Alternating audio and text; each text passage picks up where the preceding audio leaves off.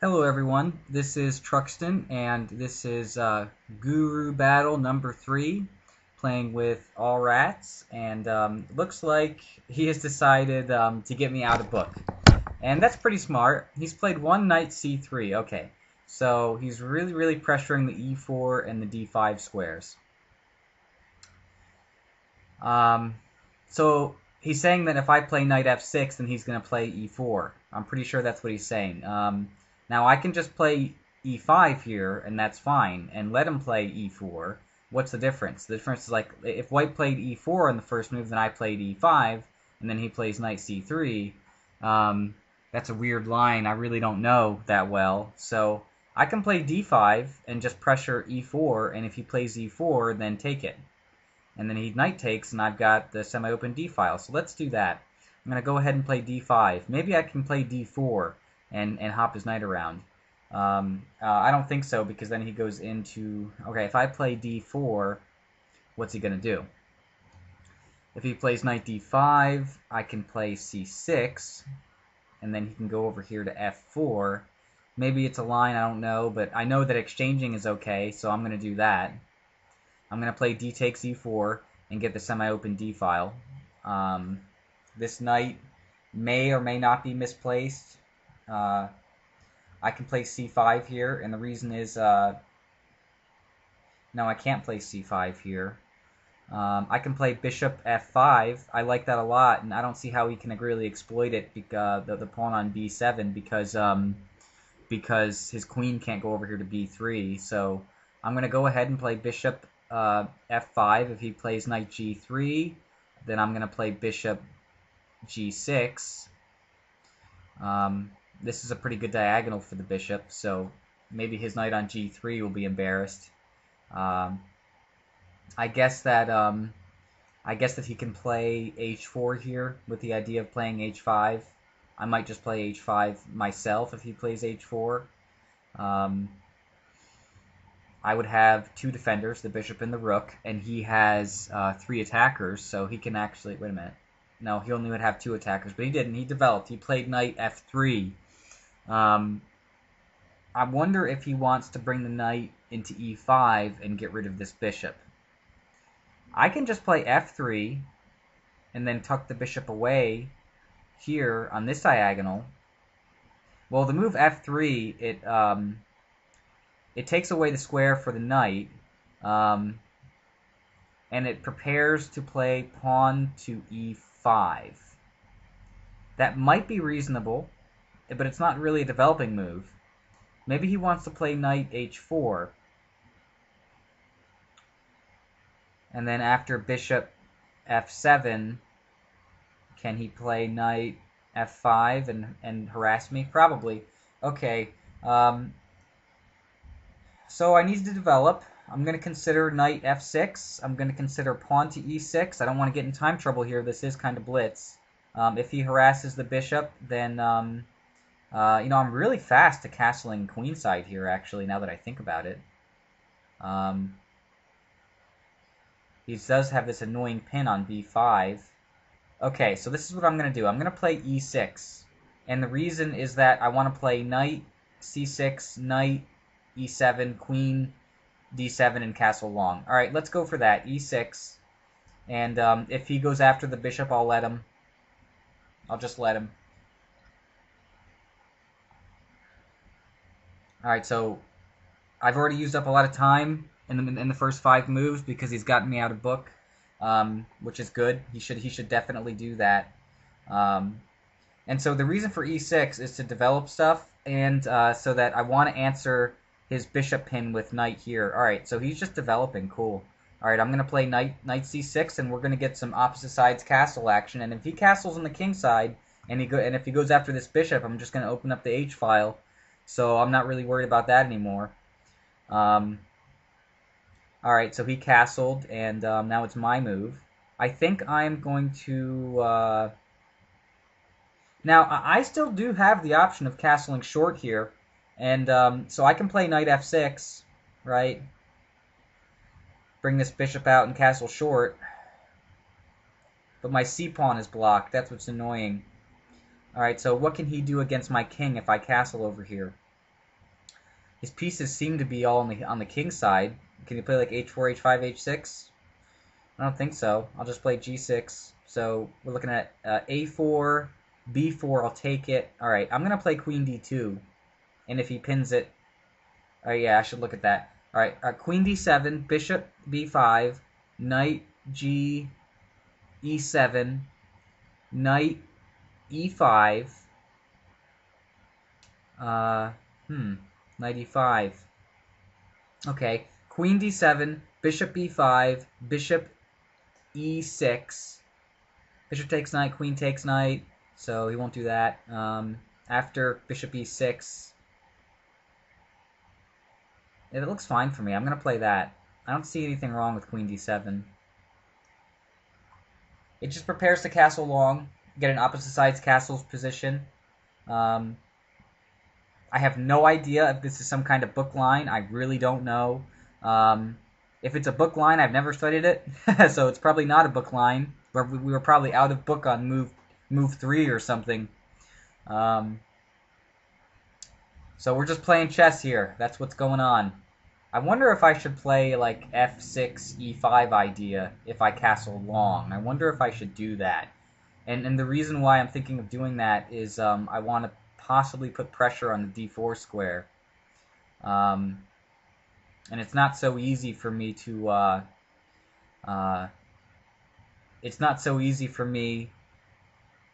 to play e5 right now, because he can play rook e1, and then he's got bishop b5 stuff, and I can't answer bishop b5 with knight here. Well, okay, what did he play here? He played pawn to d3. Okay, I played queen d7 and he played pawn to d3. What's he want to do? He wants to bring his bishop out here to e6. Alright, castle, bishop e6, king b8, and we have a game. Alright, I can also play bishop c5 right now. Alright, so this move, now he's not pinning this knight anymore. And so I was going to answer the pin with bishop e6, so maybe now I could bring the bishop out to c5.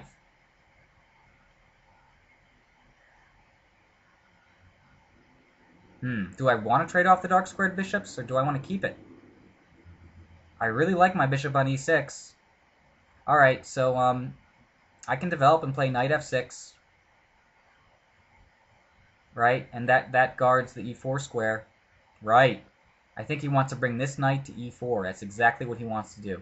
Alright, so let's play knight f6, and if he plays bishop g5, then I'll let him double my pawns, and I'll get the semi-open g-file. Okay. Knight f6. So I still have the option to castle short if I bring this bishop out. I don't have to castle long. So let's see what he does.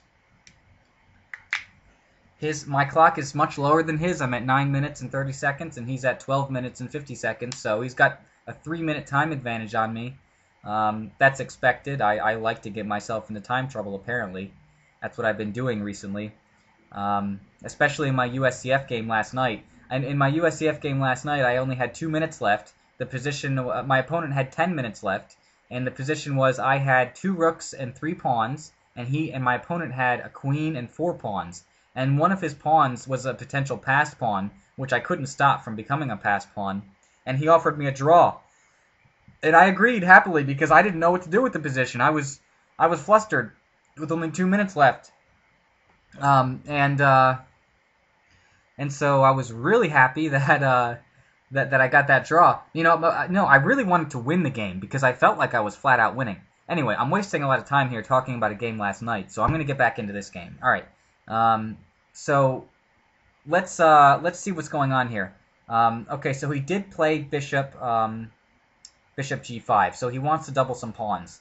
All right, I'm not going to let him because he's got some nice development here on the queen side now, and maybe castling long is now the wrong plan. I'm just going to play bishop e7, and if he takes the knight, then I'll take with the bishop. And if he plays knight e4, then I can take the pawn on b2? No, I can't really do that.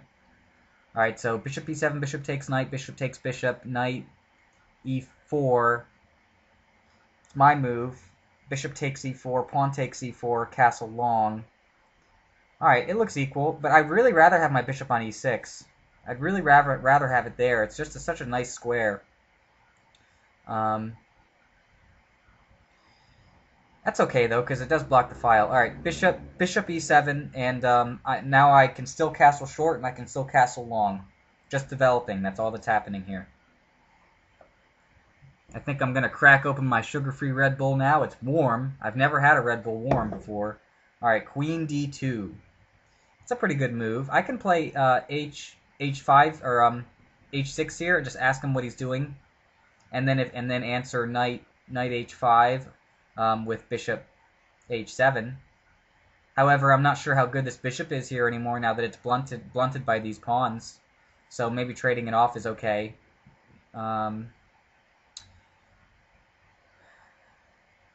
I'm going to castle long here, and the reason why I'm going to do that is because there's really a lot of pressure on this queen now, and it's not so easy for him to play knight e4 anymore because of the pin. So we have opposite sides castle position in a game 3, which is a tiebreak game, and now what might happen is pawn storms. It's not so easy for him to play pawn to b4 unless he wants to sacrifice it, which I might have to take, because allowing these pawns to come forward and his position might really come a long way. I might be able to answer his wing attack with a strike in the center with my pieces. Alright, he's played rook e1. It's my move. I'm wondering if I should play knight e5 here and exchange off the bishops. And the reason is that I want to play, like I said, f6 and e5, and just get a stake in the center. I can also just develop, or I can actually play h5 here. The reason is I want to play h4, right? Try to pawn storm him, but and he's got pieces that are going to be attacked. Okay, so I need to make a plan. I need to make a move fast. I've only got 7 minutes. I'm going to play knight e5. And if he takes the bishop, then I'm going to take back with what piece? If he takes the bishop, I'm going to take back with something. I don't really want to take back with the queen, or do I? If I take back with the queen, I'm guarding the g5 square. However, my queen is in line with his rook. This is kind of a bad bishop he has here on e2. It's, you know, so maybe he wants to play pawn to d4. So that's one reason why it might be okay for me to take with the queen, because then I might have a e5 break because my rook is in line with his queen. So what I'm looking at is bishop takes bishop, queen takes bishop, d4, f6, c4. He's attacking my knight. Then what? Alright, so he did play this. Alright. I can take with the knight here and have just a fine game, right? I mean, there's nothing wrong with that, and I still have the option of f6 and e5. He can harass this bishop with knight h5, and then my knight's guarding it, so I wouldn't have to double pawns, but I want to double pawns. That's what I want to do. Alright, I'm going to take back with this knight, actually, instead of the queen, because I like this pressure on the d file here, because it's hard for him to play pawn to d4 right now, because I'll just take it. So, alright, I really don't want to get into time pressure here. That's the last thing I want to happen in this position. He might want to put his bishop where his knight is. He might want to put his bishop on f3. That's one reason for knight h5. It's a little bit double-edged, but maybe he can handle it, the open h-file. Because I do not have a bishop on e6 in coordination with the rook on h8. So knight h5, my move. I cannot preserve that bishop. If he plays knight h5, he might have a bishop for knight endgame. I might have some play on the h-file for it. So what I'm looking at, and now he doesn't have to play knight h5. He can play many other things. Like he can play pawn to h4 with the idea of just you know, messing me up on, or just pawn storm idea. Right. Okay, so he can actually play pawn to b4 here too. So maybe I should have taken with the queen to stop pawn to b4, but I mean, I'm not even sure if I can take on b4 because he can just, like, if I would have taken with the queen, then he played b4, then I play knight takes b4 or queen takes b4. If I play queen, okay, what did he do? He's attacking this pawn, all right, and he's getting out of the d file. Maybe he wants to play queen b3, okay, or queen a3. All right, I'm gonna go ahead and play pawn up to f6.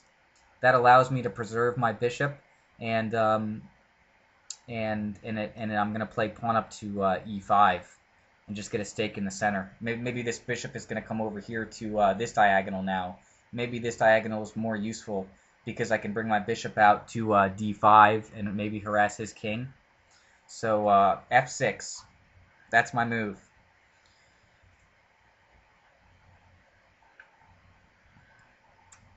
I don't know if he's threatening to play pawn to d4 here. d4, knight takes d4, rook d1, knight takes knight check, bishop takes knight. It's my move. He's attacking my queen. I can play queen a4. Yeah, that looks okay. Looks like I just... Wait a minute. He's also attacking the pawn on e6 now. Alright. Pawn to d4. Knight takes d4.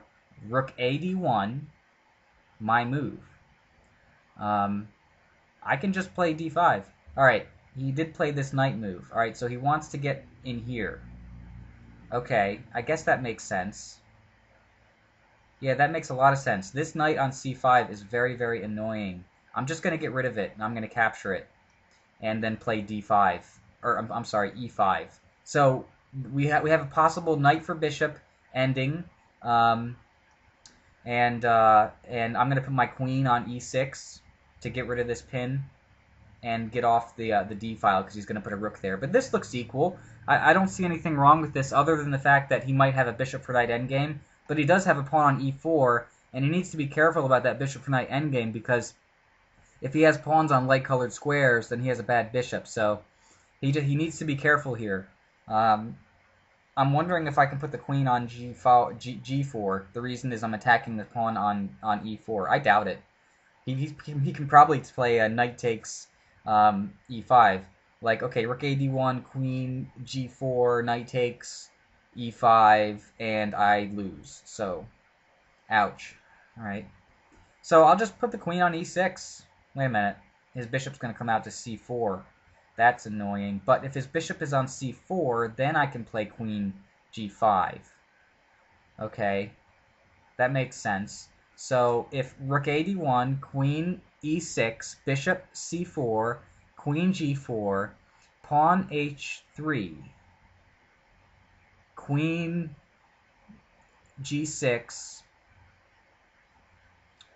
I'm not afraid of knight h5, and he's given me a lever with this h3 move, and I can move the queen and push this pawn forward, so he's not going to play h3 if I play queen g4. Right.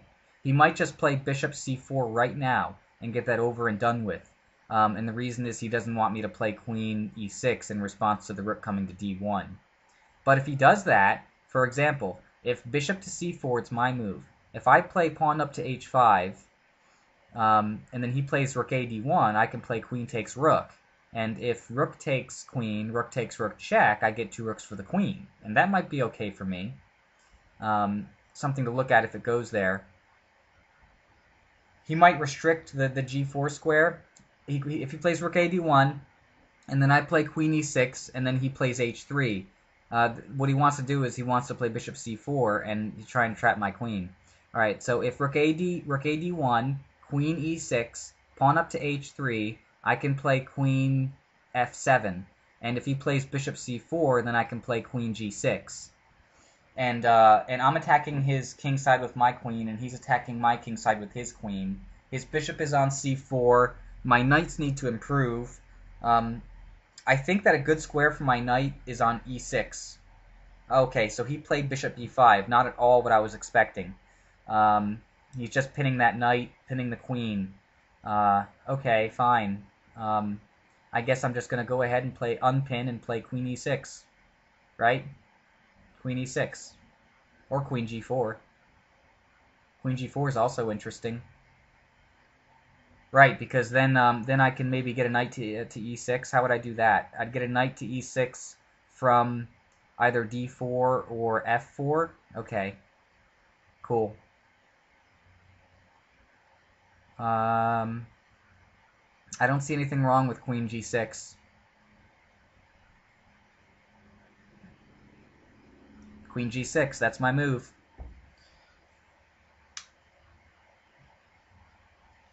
Okay, so I'm not sure what he's going to do.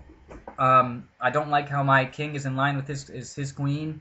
And I'm sure he doesn't like how my queen is in line with his king. So maybe something's going to happen with that. He might try to bring his knight over to c4. Maybe that's an idea.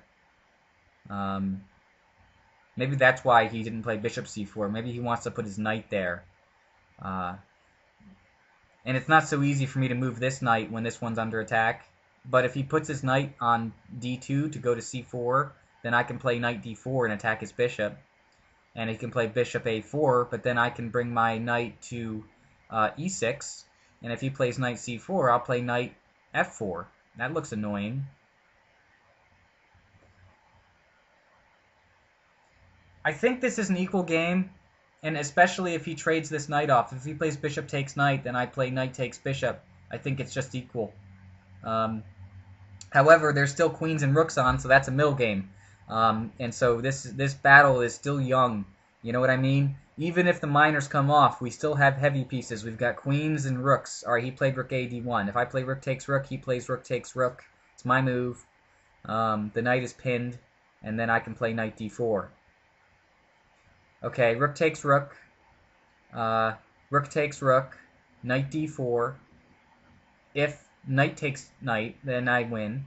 If rook takes knight, pawn takes rook, knight takes d4. He gets a knight and a pawn for his rook.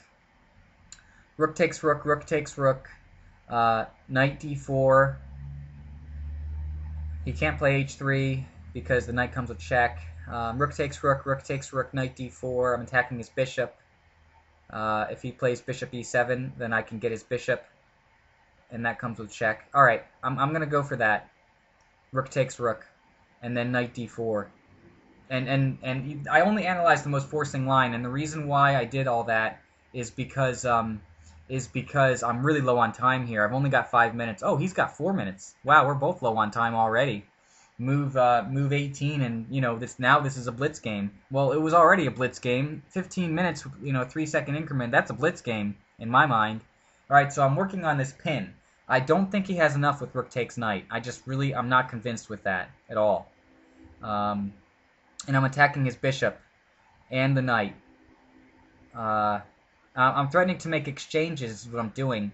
And then, I'm black, and I don't mind so much a draw against all rats. He's a great player, and with black, it's okay to draw. But I'd like a win, and this is opposite side castles, so if he oversteps, then I'm going to go for a win. So bishop f1. Wow, what a move. Okay, well, I can just bring my other knight. I can bring my knight here. I can bring this knight here. This knight is still pinned. Maybe he wants to play h3, but then this still comes with check. All right, I'll tell you what. I'm going to bring this knight over here to f6 because it looks like the right move. Okay, but I was saying this pinned, but it doesn't come with check anymore. If knight c6, knight takes knight, queen takes rook, knight takes knight, my move. Pawn takes knight. I don't think he has enough here. I don't think so. All right, so let's bring this other knight over here and just reinforce my knight. And basically now I might bring this rook over here to d8 and then play this knight over here to e6 to get it to f4. Okay, but maybe it's not. Maybe that's why he played bishop f1, because that's what he's looking at. Maybe is knight e6, knight f4 attacking g2. And so now I'm threatening knight takes knight. And if queen takes knight, queen takes queen, pawn takes, then I can bring my other knight into d4. So if knight takes knight, he cannot play pawn takes knight because of the pin. If knight takes knight, he'd have to play queen takes knight. And then I can trade queens. and then play knight d4, and I'm threatening the pawn on c2 and the pawn on f3. He's got to do something here. Can he play rook d3? Then it's my move, and this isn't pinned anymore. Okay, rook d3, knight takes knight, rook takes knight, knight d4. I'm attacking his rook. If rook back to d3, it's my move. That looks equal. Maybe he'll play rook d3 here. Maybe I can probe now with a pawn storm. I'm not sure. Now that some rooks got traded, there's a little bit less power on the board. That's for sure. I'm also threatening the pawn on e4. I didn't see that before. Maybe I should have just taken the pawn on e4. Oh, okay. That's what he was saying. Okay. He was saying that if I would have taken the pawn on e4, then he can take the knight and win a pawn back. So maybe now he wants to defend the pawn on e4. So if rook d3, then queen takes e4, and I just win a pawn. Can I just take the pawn on e4 right now? I can also take... Okay, I see what he wants to do. All right. I'm just going to go ahead and take the pawn on e4. He might have some compensation for that. I've got a friend Skyping me. All right. Let me just answer his Skype really quick. Yeah, but playing round 3. Busy. Talk to you in a couple minutes. Okay, where was I? I'm going to take the pawn on e4 just because it looks pretty free. All right, a minute. Yeah, it's definitely pretty free. All right, cool. If queen takes e4, bishop d3, my move. I can play queen f4. If g3, I win a piece. All right. I'm going to take the pawn on e4. So I think I've just won a pawn, but, you know, looks may be deceiving, so we'll see what happens. All right, he Skyped me again. What did he say? He said okay. All right.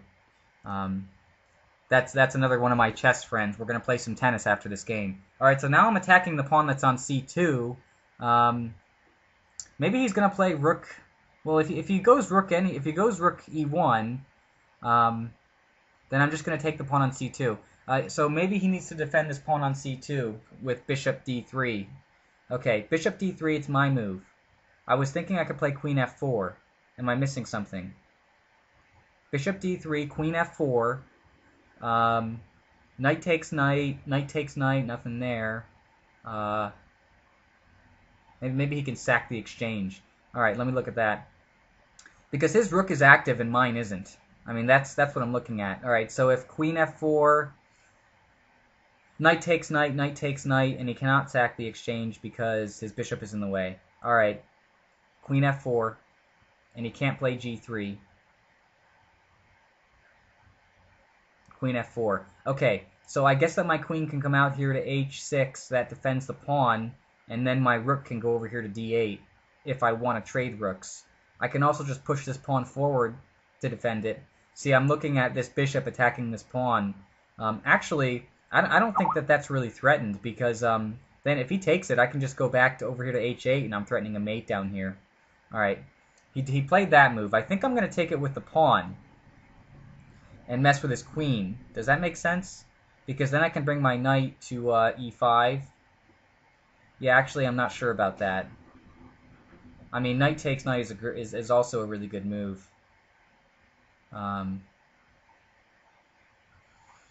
Okay, getting low on time. All right, I do not want to get into time trouble. But I do like how my rook can go to the e file. Okay, I'm going to take it with the pawn, and now my queen's got some more mobility, and my knight can go to e5, and now my rook can go to e8. Remember, I was saying I was limiting myself with... okay, he played queen back and defended his pawn. All right, it's my move. I'm going to bring my knight in here and mess with his bishop. Does that make sense? Because I want to bring my rook here.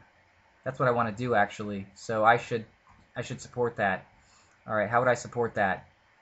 He's threatening an infiltration with his queen. All right. I'll tell you what I'm going to do. I'm going to play queen. Wait a minute. I can just play king d8. But then this rook is eyeing me down. I can play queen e4 all for a queen exchange. I'm a pawn ahead. But, yeah, actually that's what I'm going to do. I'm going to play queen e4, and if queen takes queen, I'm going to play knight takes queen. And then f5 is my next move to support this pawn. All right, let's go ahead and get the queens off. Let's simplify it a little bit. And the reason for this simplification is that I'm ahead of pawn, right? 1, 2, 3, 4, 5, 6, 7 pawns. 1, 2, 3, 6 pawns. So I'm ahead of pawn. He's low on time. He needs to hurry up here. Oh, he does not want to exchange queens. Okay, that's pretty smart. All right, so I'm just going to go here, rook here. And the reason I'm playing rook over here to e8 is that I want to stop him from playing rook e1. Is there a threat here? I don't think so. He can take this pawn on h6, but that might be taboo. All right. Yeah, he played that move. That was a good move. Okay, so I think I'm going to play h5, and the reason is I want to play h4 and bust up his king. All right. I can also play h3. That's a conservative move. But this is opposite side castles, and it's going to get wild and crazy here, so...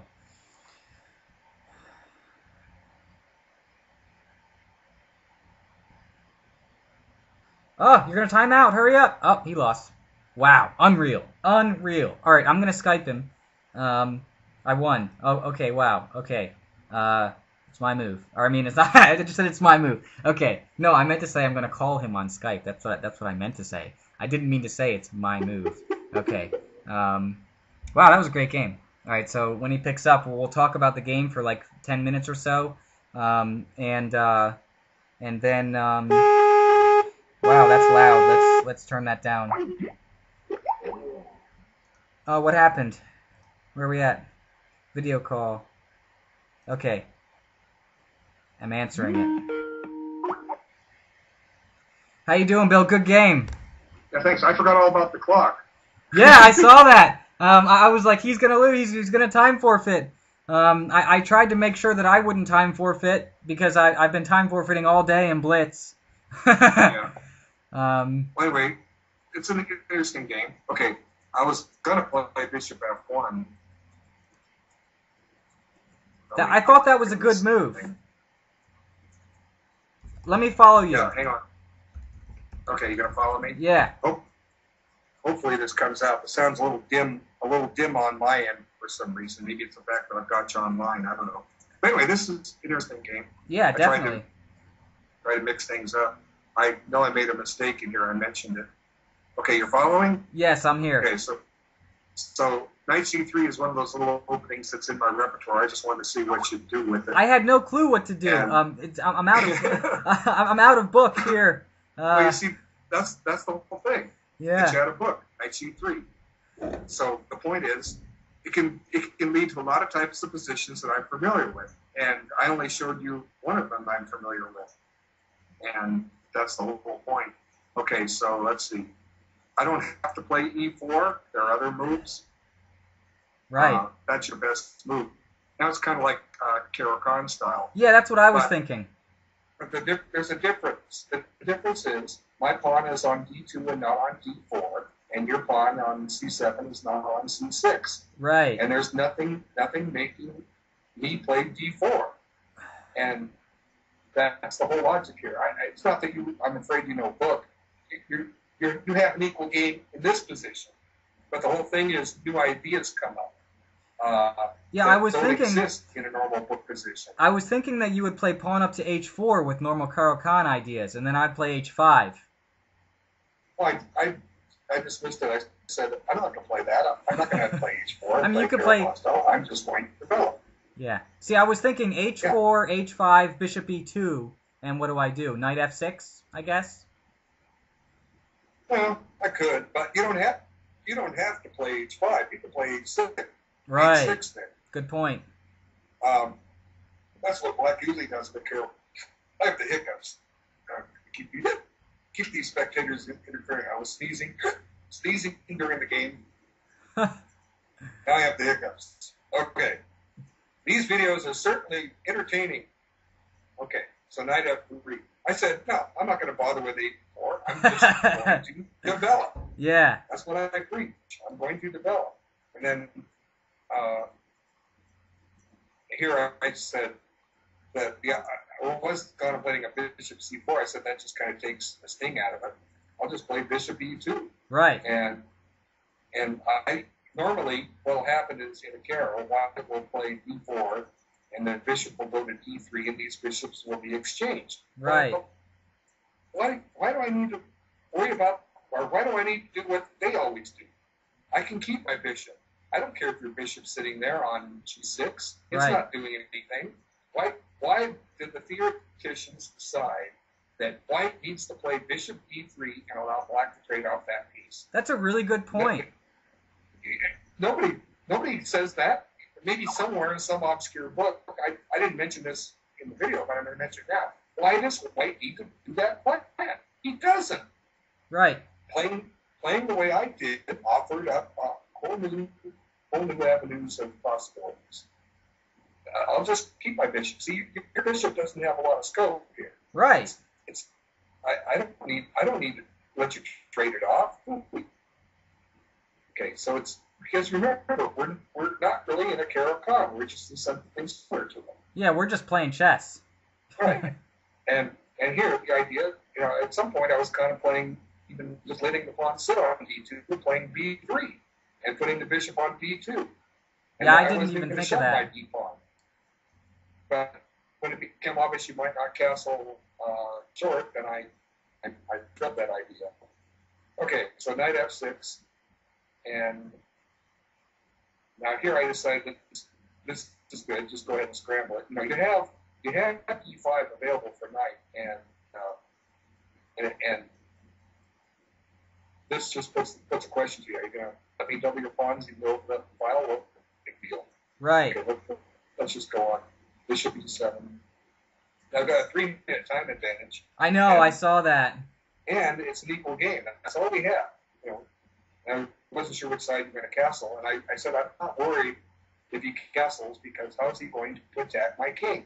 And the answer is he isn't. I have 4 minors, they're defending. Right. And I was saying, conversely, how am I going to attack his king? Well, I'm not. My guys are over on the king side. That's exactly what I said in the video. Yeah. So, yeah, that's good. Yeah, keep in mind, folks, Truxton, instead of he has made a video, and so you get 2 of these to watch for your entertainment. And I really think these GuruBattles are going to be instructive.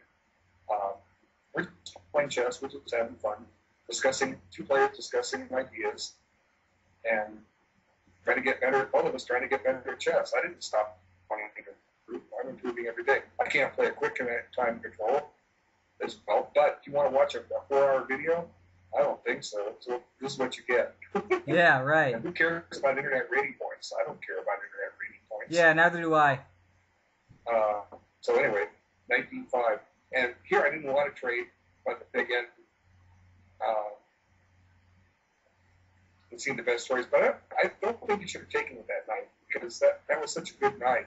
Yeah, you know what? I probably should have taken with the queen. And I see.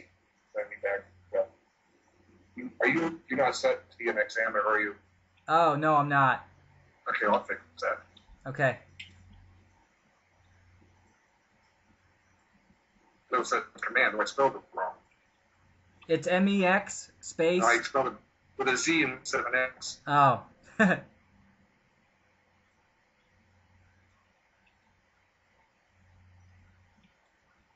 Okay, you're now an examiner. Okay, so let me show you what I was looking at.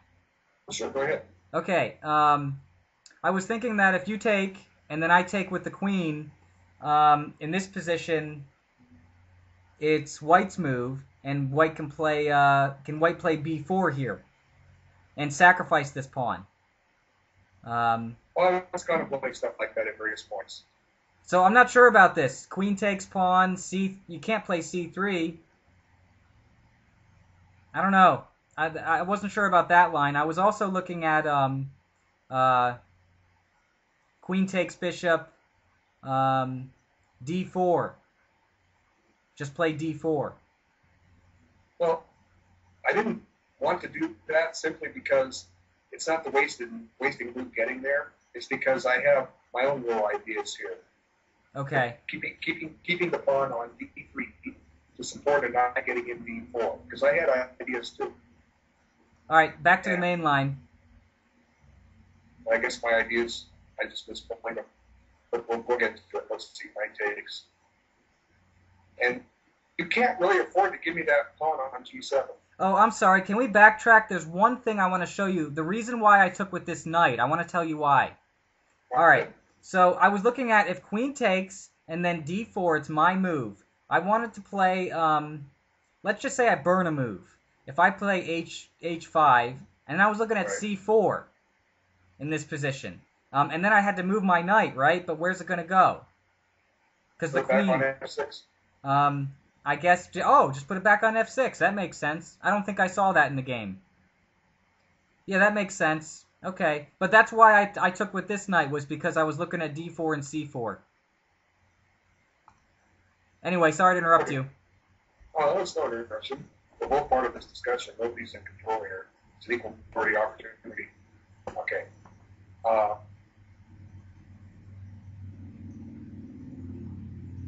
Like I say, I don't think you can afford to give me that pawn. No, I don't think so. Your bishop just can't get in the game to utilize that file. Right.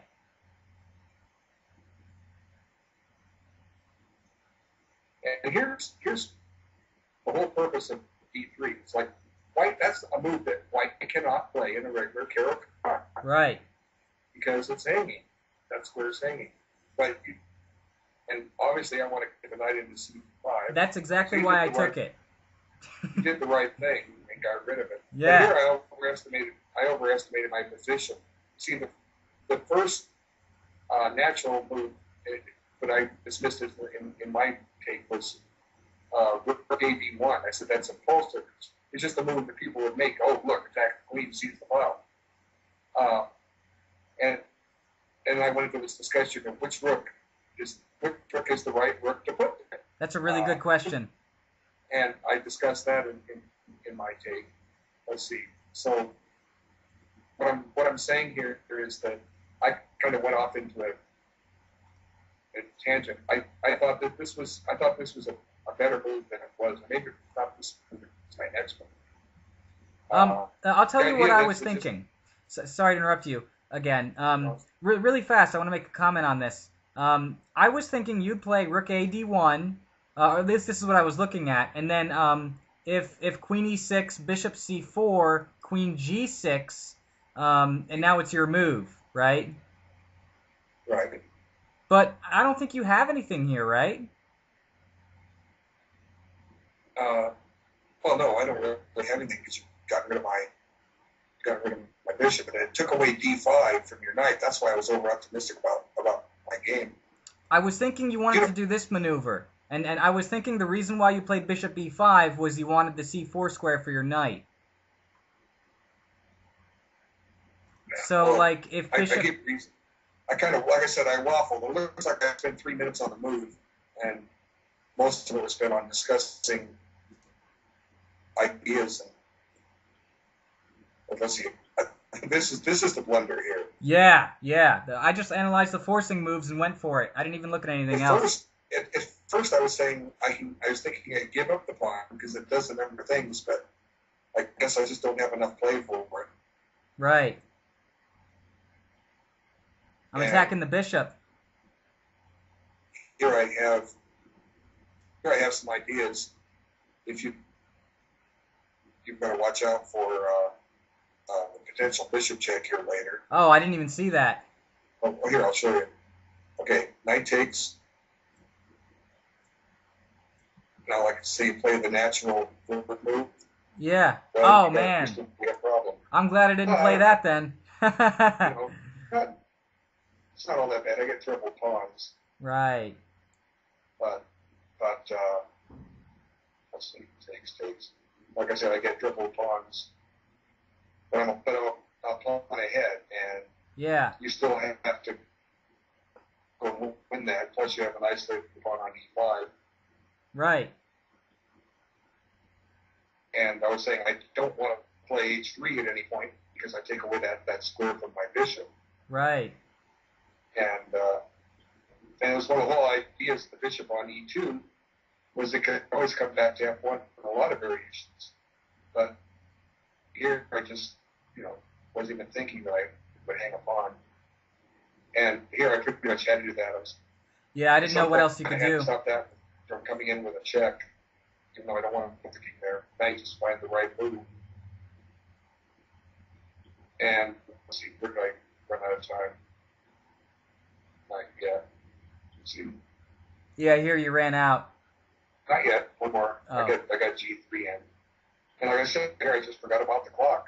Yep. I mean, I knew about the clock, but then sometimes, when I get looking, when I keep attempting to play blitz, I would just sit there and get intrigued by position and forget all about a clock. Right. And I'm used to the kind of clock that sits there. What happens after this move? After that move? I don't know. I didn't have enough time to consider it. Let's see what happens after that move. Well, if anything, you can play queen d5 check. Right. At any point. You don't have to do it now. You can do it at some point. I don't know.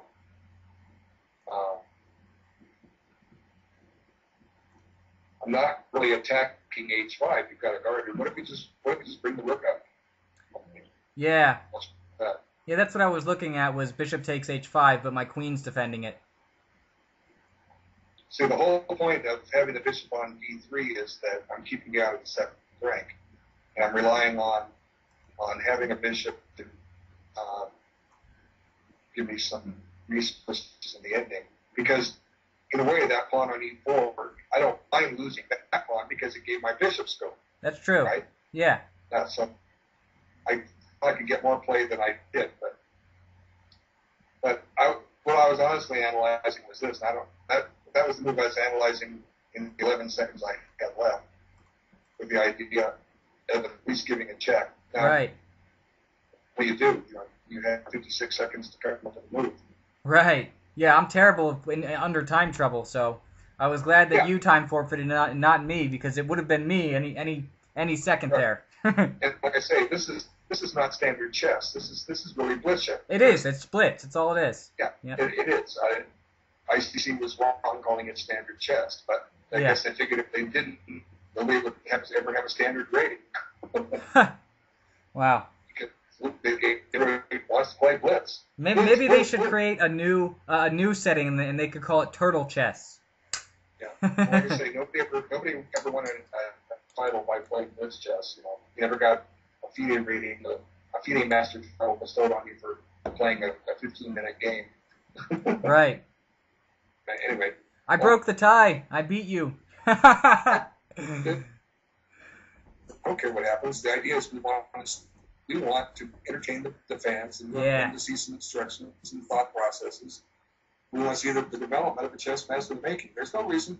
Like I said, Dustin's made a commitment. He wants to be a chess master. That's why these sessions are going on, so that he can learn from me. These wouldn't happen if he didn't want this. Yeah. And I don't mind. I don't care that he beats me. I hope, like I've always said, I hope everybody beats me. Nobody's going to be happy. What do I need to beat you guys for? I've already proved I can play. I have nothing else to prove. The whole purpose of my course is I'm giving back everything I know. Everything. And there's hundreds of games coming. I've got plenty of videos to make. Got to get my website expanded. I'll just keep making them. And who else wants to play me? Negotiate with me. We can do these things too. So the whole point is we playing a quicker game simply because of the time duration. This video is going to go an hour, unless we want to cut it short. It's 50 minutes right now at 5:00. But in effect, what we would like you to do if you're trying to learn from us is whichever one you watch first, then turn around and watch the other, and they'll only match for the duration of the game. Then his video and my video will both have our commentary. So the idea is that you see both of our comments, and that's now we're both doing a video. He wasn't able to do it on the first two. Okay, so Bishop F1, you have to come up I'm keeping you out right now. I'm just keeping you out of the 7. I'm keeping you out of. I'm keep tying your knight down. That I suppose is coming at some point. Okay, but I'm going to stop and give this check. I need to give it. Just get it out of the way. Okay, now it's true you can get in on the 7th, but that doesn't bother me so much. Now, this is impulsive chess at its best. Now you're going to. If you take, I'll take back the H pawn, and that gives me a potential defender. Right. Of the back rank. If you go to the 7th rank, I have some stuff here. Okay, for instance, you go to the 7th rank. I'm going to play maybe this move. Oh, okay. And it's threatening. You trade. Well, like a lot of times people say, "Well, plan ahead. I got to trade queens." Well, look what's happening. Something is happening here. You're going to have. Let's just throw this in, get it out of the way. Okay. Well, the bishop, the rook was hanging. It could have happened at some other point. I'm just decorating the position of my choice. Okay, rook e7. Now, do I want to take? Why not? Now you get the 7th, but then I've got double pawns. I cover this way. So white has some potential here. Well, I'm just going to chase your rook out of the 7th. Right. And now white has slightly the better of it. Not much. Not by one. Goodbye, rook. For the 8th. I'll just chase it again. Yeah. Hello, Mr. Rook. Where do you want to go now? Oh man, yeah. This is. I see what you mean with this. Yeah, that's very instructive. Yeah, and that's the whole purpose too, to see what else we can uncover. Unfortunately, like I say, I lost on time. I wasn't watching the clock. This could have been the continuation. It wasn't. Doesn't matter that it wasn't. It's post-mortem analysis. But I forgot about the clock. That's all. And just like the last game we played, after it was over, we both, apparently I dropped a piece, which I haven't verified, but everyone tells me it's true, so I believe it. Oh yeah, I couldn't believe that we both missed it. Amazing.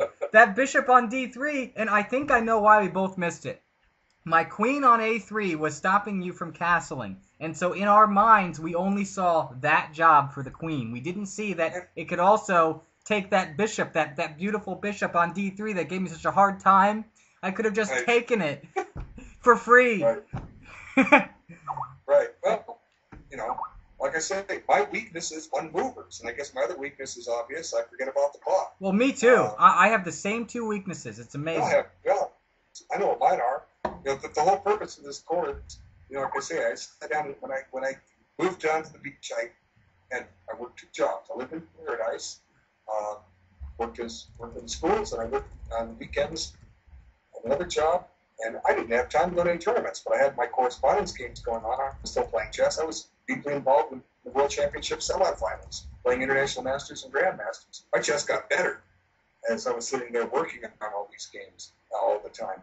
But back then, it was when I created the idea I was going to write a book, which never got written because I didn't have the capital to fund such a venture. At the time, I didn't own a computer.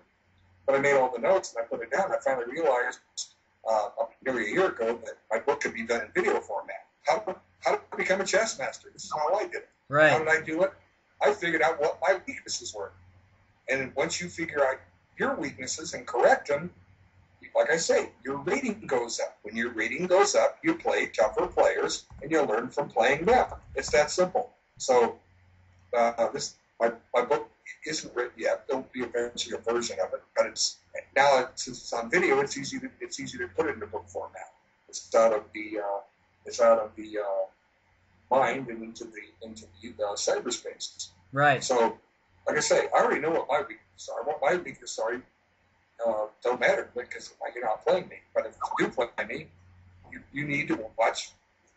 Will I run out of time, or will I make one mistake? If I don't make one mistake, watch out. That's my warning. Good warning. Hey, I gotta cut this short in a couple minutes because I'm gonna go play some tennis. Gonna play some 5 minutes. Go break. And he's gonna go play. He's gonna go with his chess, folks. Oh no! I'm gonna go play some. Sorry, I'm. We got this. This is pure comedy. This is the best chess channel there is. Subscribe to Truxton's blog. He's getting. I think he has it in place. As soon as he gives it to me, when I upload this video, I'm going to place it in my description. So those of you that are already subscribing to my channel and seeing this, you'll find Truxton's blog, and from there you can find more of his work.